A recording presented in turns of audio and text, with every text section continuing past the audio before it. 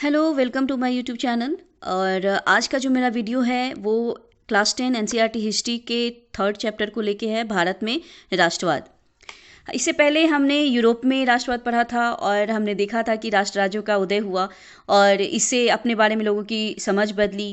उनकी पहचान किस बात से होती है ये भावना बदल गई, उनमें राष्ट्र के प्रति लगाव का भाव उत्पन्न होने लगा। इसी तरह से हमारे देश में भी राष्ट्रवाद के उदय की परिघटना उपनिवेशवाद विरोधी आंदोलन के साथ बहुत गहराई से जुड़ी हुई थी। औपनिवेशिक शासकों के विरुद्ध संघर्ष के दौरान लोग आपसी एकता को पहचानने लगे थे। उसके साथ ही दमन और उत्पीड़न की जो साझा भाव थे उससे उसने विभिन्न समूहों को एक दूसरे से बांध दिया था। लेकिन प्रत्येक समूह और वर्ग पर उपनिवेशवाद का प्रभाव एक जैसा नहीं था। सबके अनुभव अलग अलग थे। स्वतंत्रता के मायने भी सबके लिए अलग अलग थे। महात्मा गांधी के नेतृत्व में कांग्रेस ने इस समूह को एकत्र करके एक विशाल आंदोलन खड़ा किया, लेकिन इस एकता में भी कुछ टकराव के बिंदु शामिल थे। और ये हमारा जो अध्याय है, इस अध्याय में हम 1920 के दशक से आगे का अध्ययन करेंगे। सविनय अवज्ञा आंदोलन और असहयोग आंदोलन के बारे में पढ़ेंगे। हम देखेंगे कि कांग्रेस ने राष्ट्रीय आंदोलन को विकसित करने के लिए किस तरह के प्रयास किए।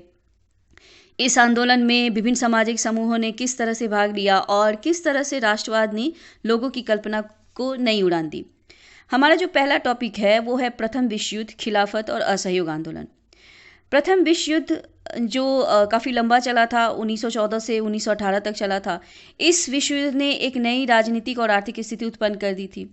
इसके कारण रक्षा संबंधी खर्चों में काफ़ी बढ़ोतरी हुई थी। इस खर्चे की भरपाई करने के लिए युद्ध के नाम पर कर्जे लिए गए, करों में वृद्धि की गई और सीमा शुल्क को बढ़ाया गया, इनकम टैक्स शुरू किया गया। फिर युद्ध के दौरान कीमतों में काफ़ी तेज़ी से वृद्धि हो रही थी। 1913 से 1918 के बीच कीमतों में दोगुना वृद्धि हुई, जिसके कारण आम लोगों को काफ़ी मुसीबतों का सामना करना पड़ा था। गांव में सिपाहियों को जबरन भर्ती किया गया, जिसके कारण ग्रामीण इलाकों में व्यापक गुस्सा था। फिर 1918 से 1919 और 1920 से 1921 में देश के बहुत सारे भागों में फसल नष्ट हो गई, जिसके कारण खाद्य पदार्थ की कमी हो गई। फिर उसी समय फ्लू की महामारी फैल गई थी। और 1921 में जब जनगणना किया गया तो पता चला कि महामारी से लगभग 1 करोड़ 20 लाख से 1 करोड़ 30 लाख लोग मारे गए। लोगों को ये लगता था कि युद्ध समाप्त हो जाएगा तो उनकी मुसीबतें कम हो जाएगी, लेकिन ऐसा कुछ हुआ नहीं। उसी समय महात्मा गांधी जनवरी 1915 में भारत आते हैं और वो अपने साथ लाते हैं सत्याग्रह का विचार। सत्याग्रह का मतलब था कि यदि आपका उद्देश्य सच्चा है, यदि आपका संघर्ष अन्याय के विरुद्ध है, तो उत्पीड़क से मुकाबला करने के लिए आपको ताकत की आवश्यकता नहीं है। सत्याग्रही केवल अहिंसा के बल पर भी अपने संघर्ष में सफल हो सकते हैं। गांधी जी का विश्वास था कि अहिंसा का ये जो धर्म है, ये सभी भारतीयों को एकता के सूत्र में बांध के रख सकता है। भारत आने के बाद गांधी जी ने अनेक स्थानों पर सत्याग्रह आंदोलन चलाया। जैसे उन्होंने 1916 में बिहार के चंपारण इलाके का दौरा किया और दमनकारी बागान व्यवस्था के विरुद्ध किसानों को संघर्ष के लिए प्रेरित किया। फिर 1917 में गुजरात के खेड़ा जिले के किसानों की सहायता के लिए उन्होंने सत्याग्रह का आयोजन किया, क्योंकि वहाँ पे फसल नष्ट हो चुका था और प्लेग की महामारी के कारण वहाँ के जो किसान थे वो लगान चुकाने की स्थिति में नहीं थे और वो चाहते थे कि लगान वसूली में थोड़ी सी ढील दी जाए। उसके बाद 1918 में गांधी जी सत्याग्रह आंदोलन चलाने के लिए सूती कपड़ा कारखानों के मजदूरों के बीच अहमदाबाद भी जा पहुंचे। उसके बाद हम बढ़ेंगे रॉलेट एक्ट की तरफ। ये जो कानून था, इसके जरिए सरकार को राजनीतिक कैदियों को 2 साल तक बिना मुकदमा चलाए जेल में बंद रखने का और राजनीतिक गतिविधियों को कुचलने का अधिकार मिल गया था। हालांकि इस कानून को भारतीय सदस्यों के भारी विरोध का सामना करना पड़ा, लेकिन उसके बाद भी बहुत जल्दबाजी में इस कानून को पारित कर दिया गया था। उसके बाद गांधी जी ने 1919 में इस एक्ट के विरुद्ध एक राष्ट्रव्यापी सत्याग्रह आंदोलन चलाने का फैसला लिया। महात्मा गांधी चाहते थे कि इसके विरुद्ध जो भी आंदोलन हो वो अहिंसक ढंग से हो और इसे 6 अप्रैल को एक हड़ताल से शुरू होना था। विभिन्न शहरों में रैली जुलूस निकाले गए, दुकानें बंद हो गई, रेलवे वर्कशॉप में कामगार हड़ताल पर चले गए और इस व्यापक जन उभार से चिंतित होकर तथा रेलवे और टेलीग्राफ जैसी जो संचार सुविधाएं थी उसके भंग हो जाने के डर से अंग्रेजों ने राष्ट्रवादियों पर दमन करना शुरू कर दिया। अमृतसर में बहुत से स्थानीय नेताओं को बंदी बना लिया गया। गांधी जी के दिल्ली में प्रवेश करने पर रोक लगा दिया गया। उसके बाद अमृतसर में 10 अप्रैल को पुलिस ने एक शांतिपूर्ण जुलूस पर गोली चला दी। इससे जो आक्रोशित लोग थे उन्होंने डाक खानों पे, बैंकों, रेलवे स्टेशन, ये सब पे उन लोगों ने हमले करना शुरू कर दिया। ये सब देखते हुए वहाँ पे मार्शल लॉ लागू कर दिया गया और इसकी कमान जनरल डायर को सौंप दी गई। अब यहाँ पे जालियांवाला बाग हत्याकांड होता है जो 13 अप्रैल को हुआ। उस दिन क्या हुआ, बहुत सारे गांव वाले अमृतसर में एक मेले में शिरकत करने के लिए जालियांवाला बाग मैदान में इकट्ठा हुए। ये जो मैदान था ये चारों तरफ से बंद था। चूंकि ये शहर से बाहर से आए थे लोग, गांव से आए थे, उनको ये पता नहीं था कि यहाँ पे मार्शल लॉ लागू किया जा चुका है। अब जनरल डायर हथियारबंद सैनिकों के साथ वहाँ पर पहुँच जाता है और बाहर निकलने के सभी मार्गों को बंद कर देता है। इसके बाद उसके सिपाहियों ने भीड़ पर अंधाधुंध गोली चला दी। सैकड़ों लोग मारे गए। बाद में उसने कहा कि ऐसा उसने सत्याग्रहियों के मन में डर पैदा करने के लिए किया था। जैसे जैसे जलियांवाला बाग की खबर फैली, उत्तर भारत के बहुत सारे शहरों में लोग सड़कों पर उतरने लगे। जगह जगह हड़तालें होने लगी। लोग पुलिस से मोर्चा लेने लगे। अब सरकार भी चुप नहीं रहने वाली थी। उन्होंने इन सभी कार्रवाइयों को काफ़ी क्रूरता से कुचलने का काम किया। सरकार लोगों को आतंकित करना चाहती थी, लोगों को अपमानित करना चाहती थी और इसके लिए उन्होंने क्या किया, सत्याग्रहियों को ज़मीन पर नाक रगड़ने के लिए मजबूर किया, सड़क पर घिसट कर चलने के लिए मजबूर किया। जितने भी ऑफिसर थे उनको सलाम मारने के लिए बाध्य किया। लोगों को कोड़े मारे गए, गांव में बम गिराए गए। इस तरह से हिंसा फैलता देखकर महात्मा गांधी ने आंदोलन को वापस ले लिया। ये रॉलेट सत्याग्रह एक बहुत बड़ा आंदोलन था, लेकिन ये आंदोलन मुख्य रूप से शहर और कस्बों तक ही रह गया। अब महात्मा गांधी चाहते थे कि कुछ ऐसा अधिक जनाधार वाला आंदोलन खड़ा किया जाए, लेकिन उनका मानना था कि कोई भी आंदोलन चलाने के लिए, कोई भी आंदोलन शुरू करने से पहले उनको उनके पास हिंदू और मुसलमानों का साथ होना चाहिए। बिना हिंदू और मुसलमान को पास लाए, नज़दीक लाए, एक किसी भी तरह का आंदोलन नहीं चलाया जा सकता है। तो उन्होंने क्या किया, उन्होंने खिलाफत का मुद्दा उठाया। और उस समय क्या था, ऑटोमन तुर्की जो पहले विश्व युद्ध में हार चुकी थी, इस हार जाने के बाद क्या हुआ था कि वहाँ पे एक अफवाह फैल गया। ये अफवाह क्या था कि जो ऑटोमन सम्राट थे, जिन्हें खलीफा भी कहा जाता था, और मतलब खलीफा का अर्थ होता है जो इस्लामिक विश्व के आध्यात्मिक नेता होते हैं। तो ये अफवाह फैल गई कि जो ऑटोमन सम्राट हैं उनके ऊपर बहुत ही कड़ा शांति संधि थोपा जाएगा। तो लोग जो थे वो खलीफा की तात्कालिक शक्ति की सुरक्षा के लिए, उसकी रक्षा के लिए उन लोगों ने बम्बई में मार्च 1919 में एक खिलाफत समिति का गठन किया। शौकत अली और मोहम्मद अली दोनों भाई थे। इन दोनों के साथ साथ और भी अन्य जो मुस्लिम नेता थे, उन्होंने महात्मा गांधी के साथ इस मुद्दे पर संयुक्त जन कार्रवाई करने की संभावना तलाशना शुरू कर दिया। उसके बाद सितंबर 1920 में कांग्रेस के कलकत्ता अधिवेशन में महात्मा गांधी ने और भी दूसरे नेताओं को इस बात के लिए तैयार कर लिया कि वो खिलाफत आंदोलन के समर्थन में और स्वराज के लिए एक असहयोग आंदोलन शुरू करेंगे। वो किया जाना चाहिए। अब हमारे यहाँ पे जो नेक्स्ट टॉपिक है वो है असहयोग ही क्यों। महात्मा गांधी ने अपनी प्रसिद्ध पुस्तक हिंद स्वराज में कहा था कि भारत में ब्रिटिश शासन की स्थापना भारतीयों के कारण ही हुई है। अगर भारतीय इस तरह का जो सहयोग देना बंद कर देंगे तो जो ब्रिटिश शासन है वो साल भर के भीतर ढह जाएगा और स्वराज की स्थापना हो जाएगी। गांधी जी का सुझाव था कि ये आंदोलन चरणबद्ध ढंग से आगे बढ़ना चाहिए, मतलब एक तरीके से इसको आगे बढ़ाया जाए। सबसे पहले लोगों को सरकार के द्वारा दी गई जो पदवियां हैं, जो उपाधियां हैं, उसको लौटा देना चाहिए। उसके बाद जो सरकारी नौकरियां हैं, पुलिस, सेना, अदालत, स्कूल, विधायी परिषद, ये सब छोड़ देना चाहिए। विदेशी वस्तुओं का बहिष्कार करना चाहिए। और उसके बाद अगर सरकार दमन का रास्ता अपनाती है तो फिर सविनय अवज्ञा अभियान भी शुरू किया जाए। कांग्रेस के बहुत सारे लोग इन प्रस्तावों पर उतने राजी नहीं थे, सशंकित थे। उनको लगता था कि इस आंदोलन में हिंसा हो सकता है। तो सितंबर से दिसंबर तक कांग्रेस में भारी खींचतान चलती रही। बाद में दिसंबर 1920 में कांग्रेस के नागपुर अधिवेशन में एक समझौता हुआ और उसमें असहयोग कार्यक्रम पर स्वीकृति की मोहर लगा दी गई।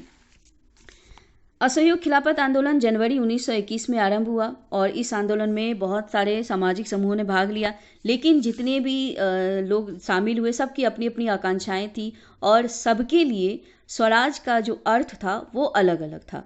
अब जैसे शहरों में आंदोलन, आंदोलन की शुरुआत शहरी मध्य वर्ग के साथ हुई थी। यहाँ पे हजारों विद्यार्थियों ने स्कूल कॉलेज छोड़ दिया, शिक्षक और हेडमास्टर ने इस्तीफे दे दिए, वकील ने मुकदमा लड़ना बंद कर दिया।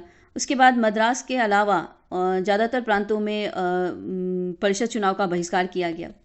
फिर विदेशी कपड़े की होली जलाई गई, शराब की दुकानों की पिकेटिंग की गई, विदेशी सामानों का बहिष्कार किया गया। तो 1921 से 1922 के बीच विदेशी कपड़ों का आयात जो है वो आधा रह गया था। उनकी कीमत 102 करोड़ से घट के 57 करोड़ हो गई। बहुत से जगहों पर व्यापारियों ने विदेशी चीज़ों का व्यापार करने या विदेशी व्यापार में पैसा लगाने से भी मना कर दिया। तो जब बहिष्कार आंदोलन फैला और लोग वहाँ के बने ब्रिटेन के बने हुए कपड़े, ब्रिटिश कपड़े वगैरह को जब छोड़ के केवल भारतीय कपड़े पहनने लगे, तो भारतीय कपड़ा मिल और हथकरघा के उत्पादन में काफ़ी वृद्धि हुई। लेकिन कुछ समय के बाद ये जो आंदोलन था ये धीमा पड़ने लगा, क्योंकि मिलों में जो कपड़े बनते थे, जो मिल से बन के कपड़े आते थे, उसके तुलना में खादी का कपड़ा बहुत महंगा होता था और जो गरीब लोग थे वो इसे नहीं खरीद सकते थे। तो वो लोग ज़्यादा दिनों तक मिल के कपड़े का बहिष्कार नहीं कर पाए। इसी प्रकार से जो ब्रिटिश संस्थान का बहिष्कार किया गया, तो इसके विकल्प में जो भारतीय संस्थान था उसका स्थापना होना ज़रूरी था। लेकिन ब्रिटिश संस्थानों के स्थान पर जो भारतीय संस्थान था उसकी स्थापना की जो प्रक्रिया थी वो बहुत काफ़ी धीमी थी। तो उसके कारण क्या हुआ, परिणाम ये हुआ कि जो शिक्षक और विद्यार्थी थे वो ज़्यादा दिनों तक स्कूल से बाहर नहीं रह पाए, वापस स्कूल में लौटने लगे। जो वकील थे वो भी दोबारा सरकारी अदालत में काम करना शुरू कर दिया उन लोगों ने। उसके बाद जो ग्रामीण इलाकों में विद्रोह हुआ उसमें असहयोग आंदोलन जो है वो शहर से बढ़कर देहात में फैला। वहाँ पे आदिवासी और किसान लोग भी इस आंदोलन में शामिल हो गए। अवध में भी किसान आंदोलन शुरू हुआ। उसमें बाबा रामचंद्र जो थे वो इसका नेतृत्व कर रहे थे, क्योंकि बाबा रामचंद्र जो थे वो खुद भी एक मजदूर के तौर पर फिजी में काम कर चुके थे। उनका आंदोलन जो था वो जमींदार और तालुकदार के खिलाफ था, क्योंकि वो लोग किसानों से बहुत अधिक लगान लेते थे और तरह तरह का अलग अलग तरह का टैक्स भी लिया करते थे, कर लिया करते थे। साथ ही उनको बेगारी भी करनी पड़ती थी। किसानों की मांग थी कि बेगार खत्म हो जाए, लगान कम किया जाए और जो भी ये दमनकारी जमींदार हैं उनका बहिष्कार किया जाए। अब यहाँ पे जवाहरलाल नेहरू आते हैं जून 1920 में, और वो वहाँ का अवध के गांव का दौरा करते हैं, गांव वालों से बातचीत करते हैं, उनकी व्यथा समझने की कोशिश करते हैं। और उसके बाद अक्टूबर तक जवाहरलाल नेहरू, बाबा रामचंद्र और कुछ अन्य लोगों के सहयोग से अवध किसान सभा का गठन किया जाता है। इसी प्रकार से 1920 के दशक की शुरुआत में आंध्र प्रदेश के गुर्रम पहाड़ियों में एक उग्र गुरिल्ला आंदोलन फैल गया। अन्य वन क्षेत्रों की तरह यहाँ भी अंग्रेजी सरकार ने बड़े बड़े जंगलों में लोगों को जाने से रोक लगा दिया था। लोग इस जंगल में ना तो जा सकते हैं, ना अपने जानवर को चरा सकते हैं, ना यहाँ से वो जलाने के लिए लकड़ियाँ ले सकते हैं और ना ही यहाँ से वो फल वगैरह ले सकते हैं। इससे पहाड़ के जो लोग थे वो काफ़ी गुस्सा थे, काफ़ी परेशान थे, क्योंकि ये उनकी रोजी रोटी का सवाल था, उससे उन पर असर पड़ रहा था। प्लस उनको ये भी लग रहा था कि उनका जो परंपरागत अधिकार है वो छीना जा रहा है। उसके अलावा जब सरकार ने उन्हें सड़कों के निर्माण के लिए बेगार करने पर बात किया तो लोगों ने बगावत करना शुरू कर दिया। अब उनका नेतृत्व कर रहे थे यहाँ पे सीताराम राजू। ये जो सीताराम राजू थे वो महात्मा गांधी के काफ़ी बहुत बड़े प्रशंसक थे। उनका कहना था कि वो असहयोग आंदोलन से प्रेरित हैं। उन्होंने लोगों को शराब छोड़ने और खादी पहनने के लिए प्रेरित किया था। लेकिन उनका ये दावा था कि असहयोग आंदोलन से या अहिंसा के द्वारा आज़ादी को प्राप्त नहीं किया जा सकता है, इसके लिए ताकत का प्रयोग करना होगा। गुर्रम विद्रोहियों ने पुलिस थाने पर हमला किया, ब्रिटिश अधिकारियों को मारने का प्रयास किया, स्वराज प्राप्ति के लिए गुरिल्ला युद्ध चलाते रहे और राजू को 1924 में फांसी दे दी गई। अब यहाँ पे आते हैं बगानों में स्वराज। महात्मा गांधी के विचार और स्वराज की अवधारणा के बारे में मजदूरों की भी अपनी अलग अलग राय थी। जो मजदूर थे ये असम के बगानों में काम किया करते थे। अब उनको क्या था, 1859 में एक इनलैंड एमिग्रेशन एक्ट बना था, जिसके तहत जो बगान में काम करने वाले मजदूर हैं वो बिना परमिशन के बगान से बाहर नहीं जा सकते थे। तो अब इन लोगों को लगता था कि आज़ादी का मतलब ये लोग समझ रहे थे कि वो अपने गांव में संपर्क रख पाएंगे। उनको लगने लगा, उन्होंने जब असहयोग आंदोलन के बारे में सुना तो उनको लगने लगा कि अब वो अपने घर जा सकते हैं। तो उन्होंने क्या किया, अपने अधिकारियों की बात माननी बंद कर दी और ये लोग बगान छोड़ दिए और अपने घर को चल दिए, क्योंकि उनको लगने लगा कि अब तो गांधी राज आ गया है तो अब तो गांव पहुंच जाएंगे और गांव में सभी को ज़मीन मिल जाएगी। लेकिन ऐसा हुआ नहीं, क्योंकि लेकिन ऐसा हुआ नहीं। जो भी मज़दूर अपने घर के लिए निकले वो रास्ते में ही फंस गए, क्योंकि उस समय असहयोग आंदोलन के कारण रेलवे की हड़ताल थी, स्टीमर का हड़ताल चल रहा था। फिर पुलिस ने बलपूर्वक उनको पकड़ लिया और बुरी तरह से उनकी पिटाई की गई। कहने का मतलब है कि यहाँ पे जितने भी समूह थे, इन सब के लिए स्वराज शब्द का अर्थ अलग अलग था। सब ने स्वराज शब्द को अपने अपने ढंग से लिया। इसके बाद हम बढ़ेंगे सविनय अवज्ञा की ओर। महात्मा गांधी ने फरवरी 1922 में असहयोग आंदोलन वापस लेने का फैसला कर लिया, क्योंकि उस समय क्या हुआ था, गोरखपुर स्थित चौरी चौरा में भारतीय क्रांतिकारियों की एक फौज ने पुलिस थाने पर हमला कर दिया और उस हमले में करीब 22 पुलिसकर्मी मारे गए थे। तो इस प्रकार का हिंसा देख करके महात्मा गांधी ने यह फैसला लिया। उनको लगने लगा कि ये आंदोलन तो अब हिंसक होते जा रहा है और जितने भी सत्याग्रही हैं उनको ट्रेनिंग की आवश्यकता है। उसके बाद कांग्रेस के भी कुछ नेता इस प्रकार के जनसंघर्षों से हतोत्साहित हो चुके थे और वे 1919 के गवर्नमेंट ऑफ इंडिया एक्ट के तहत जो प्रांतीय परिषद के लिए चुनाव होने वाला था उसमें वो भाग लेना चाहते थे। उसके बाद मोतीलाल नेहरू और सी आर दास ने परिषद राजनीति में वापस लौटने के लिए कांग्रेस के अंदर ही स्वराज पार्टी का गठन कर दिया। ये सब आंतरिक बहस और असहमति ये सब चल ही रहा था, लेकिन कुछ ऐसे भी तत्व थे, दो ऐसे महत्वपूर्ण तत्व थे जिन्होंने भारतीय राजनीति की रूपरेखा को बदल के रख दिया था। पहला ये था विश्वव्यापी आर्थिक मंदी। 1926 से कृषि उत्पादों की कीमतों में गिरावट आने लगी और 1930 के बाद तो पूरी तरह से ये खत्म हो गई, पूरी तरह से धराशायी हो गई। कृषि उत्पाद का मांग गिर गया और निर्यात कम होने लगा। किसानों को अपना लगान चुकाना मुश्किल होने लगा और उपज बेचना तो भारी पड़ने लगा था। मतलब 1930 तक ग्रामीण इलाके भारी उथल पुथल से गुजरने लगे थे। दूसरा ये हुआ था कि ब्रिटेन की जो नई टोरी सरकार थी उसने एक वैधानिक आयोग का गठन किया सर जॉन साइमन के नेतृत्व में। ये आयोग साइमन कमीशन आयोग था। ये राष्ट्रवादी आंदोलन के जवाब में गठित किया गया था और इस आयोग को भारत में संवैधानिक व्यवस्था की कार्यशैली का अध्ययन करना था और उसके बारे में सुझाव देना था। लेकिन इस आयोग में एक भी भारतीय सदस्य नहीं थे। इस आयोग के जितने भी सदस्य थे वो अंग्रेज थे। 1928 में जब ये साइमन कमीशन भारत पहुंचा तो उसका स्वागत Simon commission go back, Simon commission वापस जाओ, ऐसे नारों से किया गया और इस तरह के प्रदर्शन में मुस्लिम लीग, कांग्रेस, ये सारी पार्टियां ने भाग लिया था। इस विरोध को शांत करने के लिए अक्टूबर 1929 में जो वाइसराय थे लॉर्ड इरविन, उन्होंने भारत के लिए डोमिनियन स्टेटस का गोलमोल सा ऐलान कर दिया, लेकिन उसमें कोई भी समय सीमा नहीं बताई। बस इतना ही कहा कि भावी संविधान के बारे में विचार विमर्श करना है और उसके लिए एक गोलमेज सम्मेलन आयोजित किया जाएगा। लेकिन इस प्रस्ताव से कांग्रेस संतुष्ट नहीं थी, इसने इसे पूरी तरह से बॉयकॉट कर दिया। उसके बाद जवाहरलाल नेहरू की अध्यक्षता में दिसंबर 1929 में कांग्रेस के लाहौर अधिवेशन में पूर्ण स्वराज की मांग को औपचारिक रूप से मान लिया गया।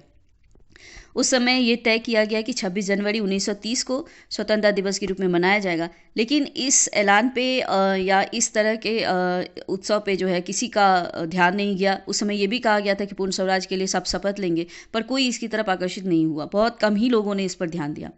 अब गांधी जी को लगने लगा कि आज़ादी के इस अमूर्त विचार को बढ़ाने के लिए, इसको रोज़मर्रा की ज़िंदगी से सभी लोगों के साथ जोड़ने के लिए कोई ठोस मुद्दा उठाना होगा। नमक यात्रा और सविनय अवज्ञा आंदोलन। देश को एकजुट करने के लिए महात्मा गांधी जी ने उसके बाद नमक को मुद्दा बनाया, नमक को एक शक्तिशाली प्रतीक के रूप में लिया, क्योंकि उस समय नमक उत्पादन करने का जो काम था उस पर सरकार का एक अधिकार था। उसके अलावा सरकार के अलावा कोई और भी नमक प्रोड्यूस नहीं कर सकता था। तो उन्होंने 31 जनवरी 1930 को वाइसराय इरविन को एक पत्र लिखा और उस पत्र में उन्होंने 11 मांगें लिखी थी। जो मांग उद्योगपतियों से भी जुड़ी हुई थी, किसानों से भी जुड़ी हुई थी, विभिन्न समाज के विभिन्न तबकों से जुड़ी हुई थी। और महात्मा गांधी चाह रहे थे कि इस मांग के जरिए समाज के सभी वर्गों को अपने साथ जोड़ लें ताकि उनके अभियान में सब शामिल हो सके। इसमें से सबसे महत्वपूर्ण मांग था नमक कर को खत्म करना। नमक का अमीर गरीब सभी उपयोग करते, नमक भोजन का एक अभिन्न हिस्सा था। तो और नमक पर जो सरकारी एकाधिकार था, इसको महात्मा गांधी दमनकारी पहलू समझते थे। महात्मा गांधी का यह खत एक अल्टीमेटम, चेतावनी की तरह था। उन्होंने ये लिखा था कि यदि 11 मार्च तक उनकी मांगें नहीं मानी जाएंगी तो वो कांग्रेस सविनय अवज्ञा आंदोलन शुरू कर देगी। लेकिन वाइसराय इरविन झुकने को तैयार नहीं थे। तो इसका परिणाम ये हुआ कि महात्मा गांधी ने नमक यात्रा आरंभ कर दी। ये यात्रा 12 मार्च 1930 को साबरमती से शुरू हुआ और गुजरात के दांडी पर जाकर के समाप्त होना था, वहाँ पे ख़त्म हुआ। ये 6 अप्रैल को गांधी जी दांडी पहुँचे और वहाँ उन्होंने समुद्र का पानी उबाल करके नमक बनाना आरंभ कर दिया। ये कानून का उल्लंघन था। इस बीच गांधी जी अब रास्ते में नमक यात्रा में जहां भी रुकते थे हजारों लोग उनको सुनने के लिए आते थे। गांधी जी ने इन सभाओं में स्वराज का अर्थ स्पष्ट किया और सभी को यही कहा कि आप सभी अंग्रेजों की शांतिपूर्वक अवज्ञा करें, उनकी बात को न माने। यहीं से सविनय अवज्ञा आंदोलन शुरू हो गया। इस बार इस आंदोलन में लोग न केवल अंग्रेज का सहयोग करना छोड़ दिया था, बल्कि उनसे ये भी कहा गया कि आप औपनिवेशिक कानून का उल्लंघन करें। ये कहा गया। उसके बाद तो देश के विभिन्न भागों में हजारों लोगों ने नमक कानून को तोड़ा, सरकारी नमक कारखानों के सामने प्रदर्शन किया। आंदोलन जब बहुत ज़्यादा फैला तो विदेशी कपड़े का बहिष्कार किया गया, शराब की दुकानों की पिकेटिंग की गई, किसानों ने चौकीदार कर और लगान चुकाने से मना कर दिया। गांव में जितने भी कर्मचारी थे सब इस्तीफे सौंपने लगे थे। बहुत से स्थानों पर लोगों ने वन कानून को भी तोड़ा। लोग जंगल में जाने लगे, मवेशी चराने लगे, लकड़ी बीनने के लिए वनों में घुसने लगे, जिन जंगलों में उनका जाना मना था। तो ये सब होने लगा। ये सब देख करके औपनिवेशिक सरकार जो थी उन्होंने नेताओं को गिरफ्तार करना शुरू कर दिया। अनेक स्थान पर हिंसक टकराव भी हुआ। उसके बाद अप्रैल 1930 में महात्मा गांधी के जो एक साथी थे जो महात्मा गांधी को बहुत मानते थे, अब्दुल गफ्फार खान, उनको अरेस्ट कर लिया गया। फिर उनके अरेस्ट होने के बाद जितनी भी गुस्साई भीड़ थी उन्होंने पुलिस की गोलियों का सामना करते हुए सड़क पर वो उतर आए। अनेक लोग मारे गए, बहुत हिंसा हुआ। महीने भर बाद महात्मा गांधी को भी गिरफ्तार कर लिया गया और सोलापुर के जो औद्योगिक मजदूर थे उन्होंने अंग्रेजी शासन के जो प्रतीक पुलिस चौकी है, नगर पालिका भवन है, रेलवे स्टेशन है, अदालत, ये सब पर उन्होंने हमला करना शुरू कर दिया। फिर सरकार ने निर्मम दमन का मार्ग अपनाया। शांतिपूर्ण सत्याग्रही पर हमले किए गए, बच्चों को मारा गया, औरतों को पीटा गया, लगभग 1 लाख लोग गिरफ्तार किए गए। फिर ये सब देख करके महात्मा गांधी ने एक बार फिर आंदोलन स्थगित कर दिया। मार्च 1931 को उन्होंने इरविन के साथ एक समझौते पर हस्ताक्षर कर दिया। गांधी इरविन समझौता के जरिए गांधी जी ने लंदन में होने वाले दूसरे गोलमेज सम्मेलन में भाग लेने पर अपनी सहमति जता दी। इसके बदले सरकार ये तैयार हो गई थी कि वो राजनीतिक कैदियों को जेल से रिहा कर देगी। गांधी जी दिसंबर 1931 में सम्मेलन के लिए लंदन गए। ये वार्ता बीच में ही टूट गई। उनको वापस निराश होकर के भारत आना पड़ा। यहाँ आकर उन्होंने पाया कि सरकार ने नए सिरे से लोगों का दमन शुरू कर दिया है। जवाहरलाल नेहरू, गफ्फार खान दोनों जेल में थे। कांग्रेस पार्टी को गैरकानूनी घोषित कर दिया गया।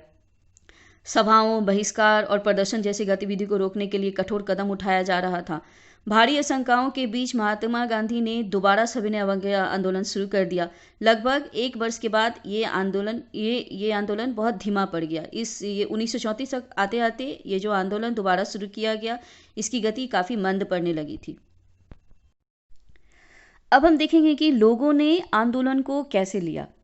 गांव के जो संपन्न किसान थे उन्होंने सविनय अवज्ञा आंदोलन में बढ़ चढ़ कर हिस्सा लिया। उन्होंने अपने समुदाय को एकजुट किया। उनके लिए स्वराज की लड़ाई भारी लगान के विरुद्ध लड़ाई थी। लेकिन 1931 में जब बिना लगान घटाए ही आंदोलन को वापस ले लिया गया तो उन्हें बड़ी निराशा हुई। उसका परिणाम ये हुआ कि 1932 में जब दोबारा आंदोलन शुरू हुआ तो उनमें से बहुतों ने उसमें भाग लेने से मना कर दिया।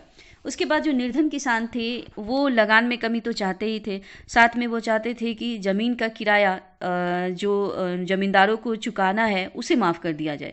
इसके लिए उन्होंने अनेक रेडिकल आंदोलनों में भाग लिया। अब ये कांग्रेस जो थी ये भाड़ा विरोधी आंदोलन में गरीब निर्धन किसानों का साथ देने में बहुत हिचकिचा रही थी, क्योंकि उसको डर लग रहा था कि जमींदार और अमीर किसान उससे नाराज़ हो जाएंगे। तो इसके कारण क्या हो गया, कांग्रेस और गरीब किसानों के बीच का जो रिलेशन था, जो संबंध था, वो उतना अच्छा नहीं बना रहा। उसके बाद जो व्यापारी वर्ग थे उनकी बात करेंगे। इन लोगों ने पहले विश्व युद्ध के दौरान काफ़ी मुनाफा कमाया था, काफ़ी ताकतवर ये हो चुके थे। अपने कारोबार को फैलाने के लिए ये चाह रहे थे कि औपनिवेशिक नीति जो है उसका ये विरोध कर रहे थे। ये नहीं चाह रहे थे कि हमारे व्यावसायिक गतिविधि में किसी प्रकार का रुकावट हो, और ये विदेशी वस्तुओं के आयात से अपनी सुरक्षा चाहते थे। इसमें 2 जाने माने उद्योगपति थे, जीडी बिरला और पुरुषोत्तम दास ठाकुरदास। इन लोगों ने इसमें काफ़ी मदद किया। इन लोगों ने भारतीय अर्थव्यवस्था पर औपनिवेशिक नियंत्रण का विरोध किया। उन्होंने आंदोलन को आर्थिक सहायता भी प्रदान की। उसके बाद जो आयातित वस्तुएं थी उसको बेचने और खरीदने से भी इन लोगों ने इनकार कर दिया। स्वराज को अधिकतर व्यवसायी एक ऐसे युग के रूप में देखते थे जहां पे इनका कारोबार पर किसी भी तरह का औपनिवेशिक पाबंदी ना हो और इनका जो उद्योग है, इनका व्यापार है, वो सही ढंग से चल सके। लेकिन गोलमेज सम्मेलन का असफल हो जाने के बाद, गोलमेज सम्मेलन जब असफल हो गया तो इन व्यावसायिक संगठनों का जोश भी ठंडा हो गया। उसके बाद जो श्रमिक वर्ग है, जो मजदूर वर्ग है, उन्होंने भी आंदोलन में काफ़ी भाग लिया था, सविनय अवज्ञा आंदोलन में। और लेकिन इन लोगों ने जब देखा कि उद्योगपति कांग्रेस के नज़दीक आ रहे हैं, तो जो भी मजदूर थे वो कांग्रेस को छोड़ने लगे। उन्होंने विदेशी वस्तुओं के बहिष्कार में जैसे गांधीवादी विचारों को अपने कम वेतन के खिलाफ लड़ाई से जोड़ लिया। और 1930 में रेलवे कामगारों की, 1932 में गोदी कामगारों की, इन लोगों की बहुत बड़ी हड़ताल हुई। 1930 में छोटा नागपुर के टीन खानों के जो भी हजारों मजदूर थे, उन लोगों ने गांधी टोपी पहन करके बहिष्कार किया और रैली में भाग लिया। फिर भी कांग्रेस अपने कार्यक्रम में मजदूरों को शामिल करने में हिचकिचाती रही। कांग्रेस को लगता था कि अगर वो मजदूरों को अपने ग्रुप में शामिल करेगी, अपने किसी भी कार्यक्रम में शामिल करती है, तो उद्योगपति उससे नाराज हो जाएंगे और आंदोलन में भाग नहीं लेंगे। उसके बाद बात करेंगे महिलाओं की, तो महिलाओं ने भी आंदोलन में बड़े पैमाने पर भाग लिया। गांधी जी के नमक सत्याग्रह के दौरान हजारों औरत उनकी बात पर सुनने के लिए अपने अपने घर से निकलती थी। उन्होंने भी नमक बनाया, जुलूसों में हिस्सा लिया, विदेशी कपड़ों और शराब की दुकानों की पिकेटिंग की। बहुत सारी महिलाएं जेल भी गई।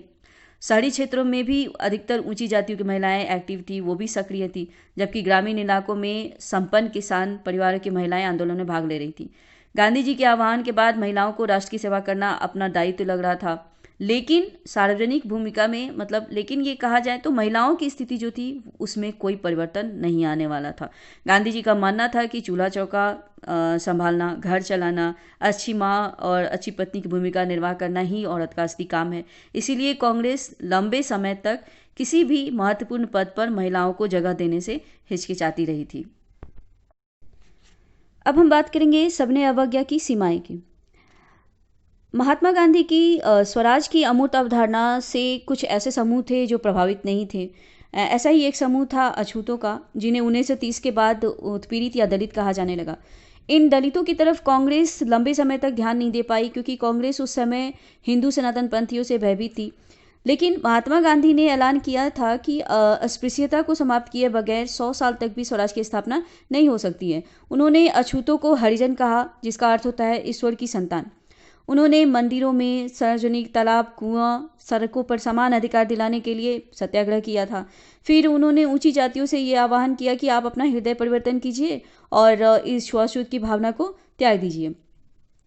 लेकिन बहुत से दलित नेता ऐसे थे जो अपने समुदाय की समस्या के लिए अलग राजनीतिक समाधान चाहते थे, अलग राजनीतिक सशक्तिकरण चाहते थे।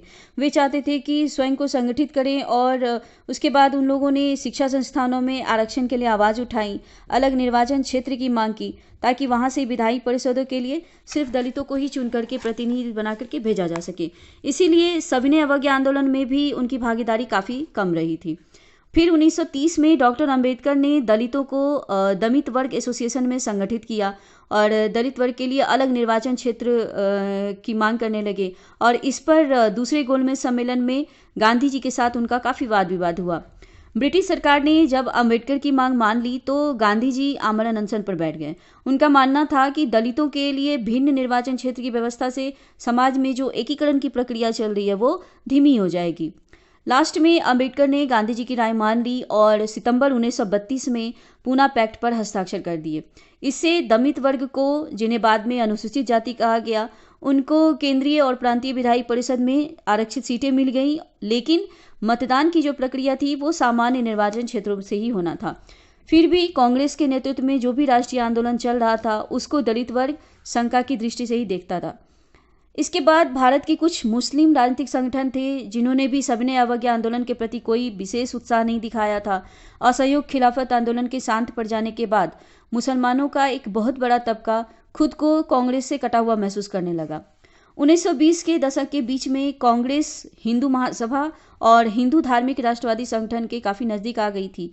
जैसे जैसे हिंदू और मुसलमानों के बीच में संबंध बिगड़ता गया, वैसे दोनों समुदाय उग्र धार्मिक जुलूस निकालने लगे और इससे शहरों में हिंदू और मुस्लिम सांप्रदायिक टकराव और दंगे होने लगे। हर दंगे के बाद दोनों समुदाय के बीच फासला बढ़ता चला गया। मुस्लिम लीग के एक नेता थे मोहम्मद अली जिन्ना। उनकी मांग थी कि केंद्रीय सभा में मुसलमानों को आरक्षित सीटें दी जाएं। हालांकि इसके लिए काफ़ी टकराव हुआ और सविनय अवज्ञा आंदोलन जब शुरू हुआ तो उस समय समुदाय के बीच अविश्वास और संदेह का माहौल बना हुआ था। कांग्रेस से मुसलमान खुद को कटा हुआ महसूस कर रहे थे और किसी भी तरह के संघर्ष के लिए वो तैयार नहीं थे। बहुत से बुद्धिजीवी और मुस्लिम नेता ऐसे थे जो भारत में अल्पसंख्यकों के रूप में मुसलमानों की हैसियत को लेकर चिंता में थे। उनको लग रहा था कि हिंदू बहुसंख्या में है तो अल्पसंख्यकों की पहचान और संस्कृति कहीं खो न जाए। इसके बाद हमारा लास्ट टॉपिक है सामूहिक अपनेपन का भाव या राष्ट्रवाद की भावना। राष्ट्रवाद की भावना तब मन में आती है जब लोग ये महसूस करते हैं कि वो एक ही राष्ट्र के अंग हैं, या कोई ऐसी बात होती है जो तो एक दूसरे को एकता के सूत्र में बांध के रख सकती है। सामूहिक अपनेपन की ये जो भावना है वो आंशिक रूप से संयुक्त संघर्षों के चलते उत्पन्न हुई। लोक कथा, गीत, इतिहास और साहित्य, चित्र, प्रतीक, इन सभी ने भी राष्ट्रवाद को बढ़ाने में अपना योगदान दिया था। राष्ट्र की पहचान को आगे बढ़ाने में तस्वीर का एक महत्वपूर्ण योगदान होता है। इससे लोगों को एक छवि गढ़ने में सहायता मिलती है जिसके जरिए वो राष्ट्र को पहचान सके। तो ऐसा ही सबसे पहला भारत माता की छवि बनाई थी बंकिम चंद्र चट्टोपाध्याय ने। उन्होंने 1870 के दशक में मातृभूमि की स्तुति के लिए वंदे मातरम गीत भी लिखा था और बाद में उसे आनंद मठ में शामिल कर लिया गया। बंगाल में स्वदेशी आंदोलन में ये गीत खूब गाया गया था। उसके बाद अवनींद्रनाथ टैगोर ने भारत माता की छवि को चित्रित किया और इसमें उन्होंने भारत माता को एक सन्यासिनी के रूप में दिखाया था, जिसमें वो काफ़ी गंभीर दिखती हैं, शांत, देवी और आध्यात्मिक गुणों से युक्त दिखाई देती हैं। जैसे जैसे समय बीतता गया इस छवि को बड़े पैमाने पर तस्वीरों में उतारा गया। विभिन्न कलाकारों ने भारत माता की छवि बनाई। अलग अलग रूप में अलग अलग रूप धारण करती हुई भारत माता नजर आई। राष्ट्रवाद के विचार को बढ़ाने में भारतीय लोक कथा, बाल गीत, लोक गाथा गीत, इन सब का भी महत्वपूर्ण योगदान रहा है।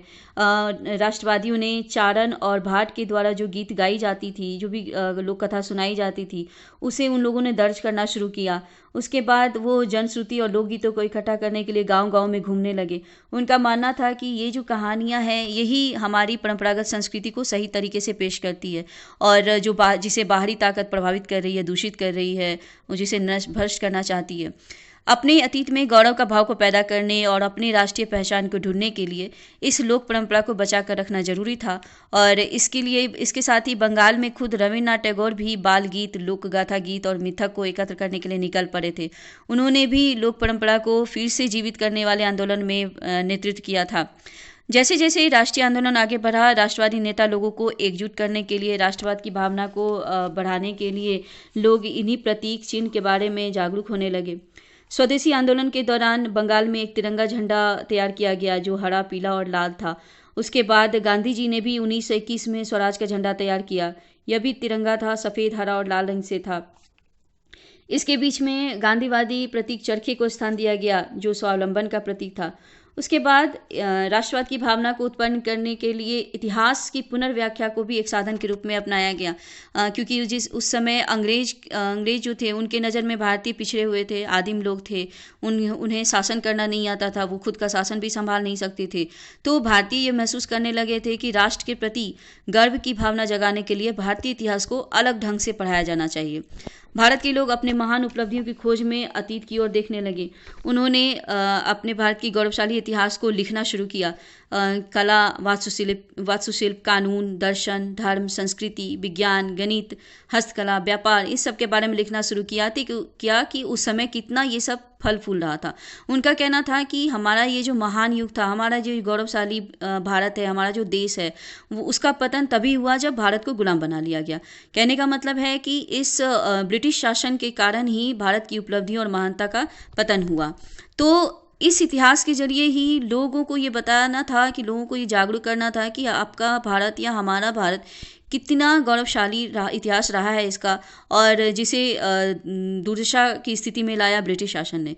तो इसके जरिए आप जो हैं उनको आह्वान किया जाता था, उनको ये बताया जाता था कि आप अपने भारत के इतिहास को बचाने के लिए या भारत को बचाने के लिए आपको इस संघर्ष में शामिल होना होगा। तो ये सब जो था लोक गाथा, गीत, चित्र, इतिहास वगैरह, ये सब के द्वारा ही भारत में राष्ट्रवाद की भावना को उजागर करने का काम किया गया था। तो यहाँ पे हमारा ये अध्याय ख़त्म होता है। अगले अध्याय को लेकर के हम फिर आएंगे। हमारा ये वीडियो आपको कैसा लगा हमें ज़रूर बताइएगा। वीडियो देखने के लिए आप सभी का बहुत बहुत धन्यवाद।